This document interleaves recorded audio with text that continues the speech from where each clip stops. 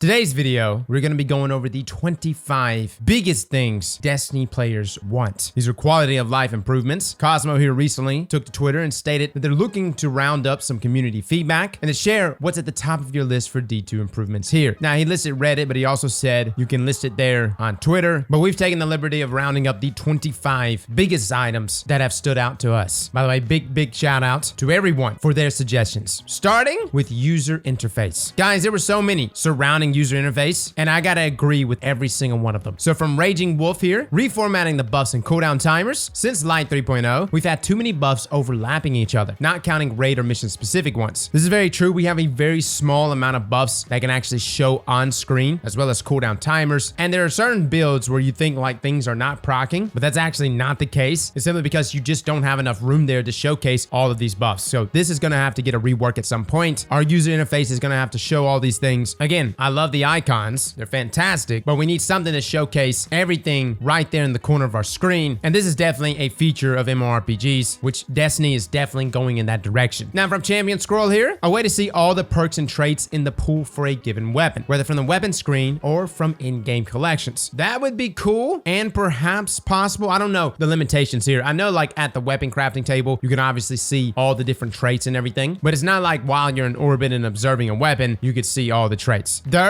from Photo Dude 1313 and Nick the Dick, boss damage reports at the end of an encounter in a raid, strike, or dungeon. My God, I would love this. Again, you have to wipe to actually see the damage values. It would be nice to actually see it even after you kill that boss, just to kind of see who's putting out and who's not. And of course, for damage testing, this would be fantastic. From True Genji or Genji, please let us sort shaders alphabetically, activity, seasonally, etc. Ah, yes, it would be nice to sort them. Maybe even a sexy sort, right? Like just give me the sexiest ones on the first page. Granted, I know that's subjective, but we all know here what's the sexiest shaders. From Flipper Rockets, rework collections to show what's obtainable and how to obtain it. Again, look, I would love this. I just don't know if it could ever happen because not only are there like a variety of sources for certain weapons, but it changes, right? Some weapons migrate to the world loot pool. Other weapons suddenly are focusable. And the fact that we have legacy focusing coming soon, I'm not really sure if this is a feature that can be added at least accurately season to season, unless someone just had a dedicated job to doing that, which I'm not saying shouldn't happen, but it would be a cool feature for sure, because there's a lot of new players that don't want to go look on LightGG or elsewhere. Not that those sources are bad, but just being able to see everything in game is always a win. Now from Veteran South, new light experience is clunky and misses the point, leaving new guardians wondering what to do next and what is happening in the story. We've talked about this a lot in the past. The new light experience is well fragmented. Honestly, I think the overall new player experience, just outside of the new light experience from a story perspective, is kind of hard to follow. And maybe if there was like a consolidated campaign experience for all the major campaigns, perhaps something like that. I even wonder if there should actually be a cutscene. Like if you wanted to skip an expansion, could you just watch a cutscene almost like the spark notes of that campaign? But yeah, a more linear experience so that everyone can be on the same page for the story, especially considering we have big major expansions like Lightfall coming up. That would be amazing. From Ryanair, introduce a screen/location in the menus, which allows you to see a featured weekly and daily mission, similar to how Destiny 1 displayed nightfalls, heroic missions, etc. Yeah, I think this would be good, especially like rotating lost sectors. Just something to just go, okay, this is what the featured everything is for this week, including day to day. And again, it's not like we don't have these features elsewhere on other websites. I think, what is it, Today in Destiny, that showcases a lot of this information. But if there's a way to get this in game, that would be amazing. From Jonathan, weapons should track kills from the moment you equip the weapon, not the tracker itself. This should be done for all kills, whether PvE or PvP. I 100% agree with this. I don't like that I actually have to swap the tracker, right? Like I feel like retroactively, the weapon should just track kills between PvE and PvP, and simply swapping to the tracker just showcases and lets me flex what's already been achieved by the weapon. Now though, in order for the kills to even be counted, you have to be swapped to the tracker and in the associated activity with that weapon. And I know some people think like tracking kills is a small thing, and it is, but we're Destiny players, and I think all of us like to flex. All of us want to get that kill tracker to 69,420 and forever retire that weapon. Now from Cold Rain here, kills accumulated on exotic weapons should be persistent, even when that weapon has been deleted and reacquired. So again, similar to the kill counters, if you delete it and then reacquire it from collections, it should pick up right where you started. And considering we're constantly making room inside of our vaults, I know I'm not the only one that's deleting exotics, but man, when I reacquire Vex Mythic class at 0 kills, I look like a fresh kindergarten that's never played Vault of Glass. Now moving on to quality of life changes. From Sean Sully 220, auto dismantle blues after hitting the powerful powerful cap for the season. Now this one's kind of a mind-blowing one because I thought this was going to be a feature. I could have swore a TWAP long ago, auto dismantling blues was something brought up. Maybe I'm just making things up in my head, but yes, I think once you hit the powerful cap, blues should not be filling your inventory. Rip to our items in our postmaster. From Frag Daddy, use a priority system for blues so they can't push out legendaries, which can't push out exotics or materials. So again, this is definitely engaged at your postmaster. Nothing hurts more than going back to your postmaster after a couple of GM runs to suddenly find your ascendant shards are completely gone. Why? Because Bungie thought you really needed those blue gauntlets. If there was a way to obviously sort these and just push out those less rare materials or items for the items that we actually want to keep, obviously we would still need to go and actually clean out our postmaster at some point. Some of us are using it as a secondary vault, myself included, but this feature would be very, very nice. From Herod, turn ghost shells into ornaments to reduce clutter. Yes. Look, I don't really like collect ghost shells, but there are times where I find a ghost shell where I just have to get it. It would be nice if they were all just ornaments, right? Like you have one ghost, and lore-wise, that makes sense. Does my original ghost know that I am cheating on him with all of these other ghosts? From Michael Fight, transmat effects into unlocks instead of consumables. Similar out shaders can be selected for a ship. Now there's actually some pretty cool transmat effects, but I don't like how we have to take them and slot them. That's just annoying. That's an old system. Now Bungie obviously made the shader change with transmog in mind. Transmat effects, I feel like this needs to be done just as another quality of life change. From Choke Boy, remove or majorly increase the cap on materials and give us more inventory space. I think that's pretty general. More inventory space considering as the game progresses, we get more and more items, but also increasing glimmer cap, right? Like I know increase the cap for other things, but imagine if you could hold 10 million glimmer. Now why would we need 10 million glimmer? Oh, I don't know. Maybe when we inevitably get player housing, if I want to purchase Zavala's office for 10 million glimmer, well looky there. I got just enough due to the majorly increase in our glimmer caps. Also from Choke Boy again, boosted XP for weapon leveling to match the weekly reputation booster. I think it's no surprise that folks are a little burnt out when it comes to leveling up weapons. We can only do Shurachi so many times. Before somebody jumps up and says cross, Shurachi is not even the best way to level weapons. You out your mind, man. I've run this over and over. And for single weapon leveling, it is the best in the game. If you're on Hunter, rocking Orpheus and popping your supers in the correct locations, this is the best way to level it. But at the same time, pretty boring. From Sunday Comics, a way to target specific exotic armor pieces to drop from lost sectors. Now, this is kind of a weird one to me because coming from Destiny 2 when it initially launched, or even from Destiny 1, exotics, you would go like what felt like an eternity before a single exotic armor piece would actually drop from you. And then D2 launched, and there was really no way to target loot anything. Granted, exotics were dropping from public events, but there was no target loot method. Yes, it would be nice to target a specific exotic armor piece from those lost sectors, but the fact that gauntlets and helmets and those things do come up in rotation, I do think that there needs to be a certain RNG element. Again, guys, this is still a looter shooter. From Fresh to Death, make the story optional for your other characters if you've already completed it on one. This is kind of a double-edged sword here. Making it optional is definitely good. Should it just automatically save from character to character? That's a weird one, because if you're like me and you're cheesing missions for certain materials, look no further than the Witch Queen campaign, saving those checkpoints and then jumping from character to character is super beneficial. But yes, rerunning the same campaign 3 times shouldn't be necessary, but optional. From Viz HD, allow the battle pass for a season to continue to be completable so long as the seasonal content is available in game. Yeah, this is a strange one, right? Bungie is obviously baking some level of FOMO with the season pass, requiring you to pretty much go after it in a given season. I know we have a way to still claim materials that we previously completed, but only through Bungie's website. So it's not like we can do that in game. And from 305, username proxy, give stasis acquisition the light 3.0 treatment. Essentially, get it from Ikora. Granted, I know why Bungie's doing this. They want to funnel people into the Beyond Light campaign, but sure. Now from 60 Hertz, eliminate the seasonal power grind, or at the very least, make it annual to prevent activities from being locked out. Now I already think we're going in that direction, guys. For instance, Grandmaster Nightfalls just got its level dropped down, making it more accessible for everybody, even allowing people to not even be at that minimum threshold to get into the Nightfalls. I personally think Bungie should just make the game extremely hard, but accessible for everybody, so that if you voluntarily want to get boned straight to orbit over and over, by all means, you have the right to do so. From Kane,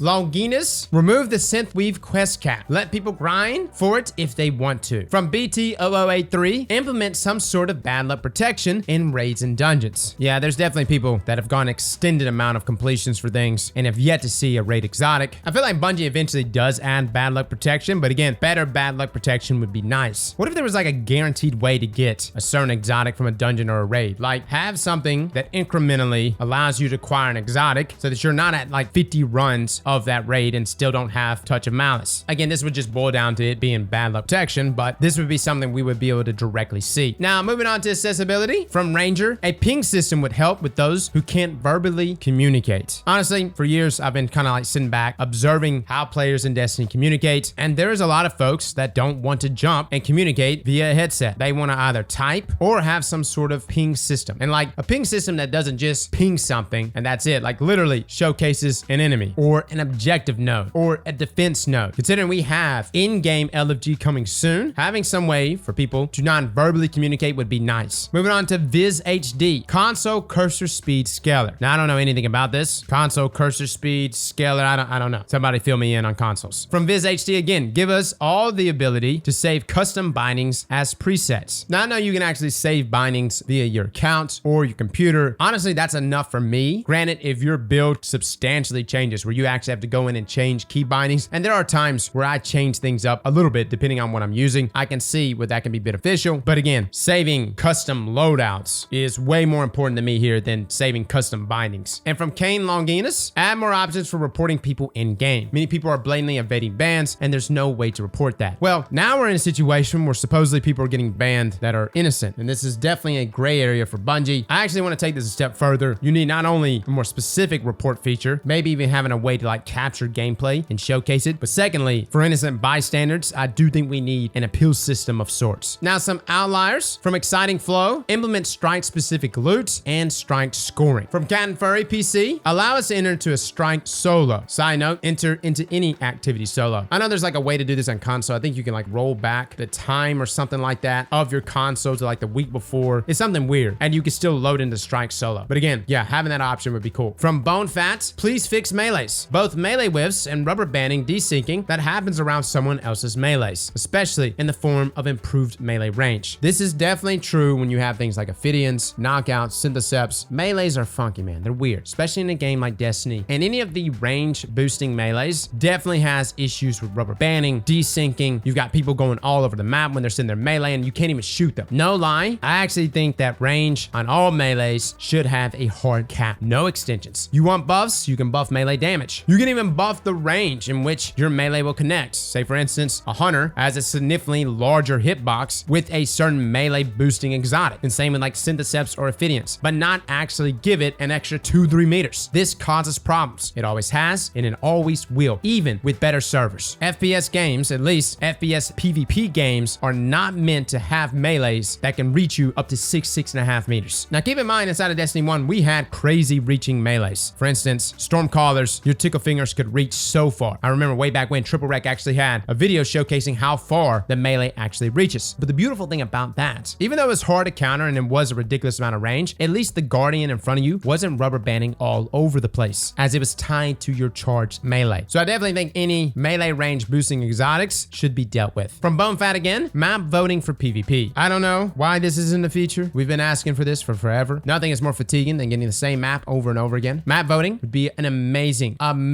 goodwill change for everyone. From Cal and Kekis the Defiled, update character customization and give us the ability to make changes post character creation. I still remember back inside of RuneScape, you had the witch you could go to and change the appearance of your character. This was really nice, especially considering at one point in RuneScape, times got really rough, guys. I lost all my money, and no lie, your man had to become a girl for a little bit. I had 1,000 gold. I went to that witch, became a chick for about a month, bought myself a pink skirt, and fellas, we were back in the game. But on a serious note, actually being able to sit there and change your character's look would be nice. To this day, my warlock still looks like Thomas Jefferson, and it was funny at first. Now, I just never take his helmet off. And from Luke, add a way for us to do more name changes in game, even if it's a paid system like Xbox. So guys, those are all the changes listed over this past weekend. Let me know in the comments below which one of these resonated with you the most, but I do know that Bungie is directly looking at a lot of these. So I would expect in a future TWAB, some of these making the list. Fellas and ladies, thank you all for coming and watching, and as always, slap that like button like your mama told you right.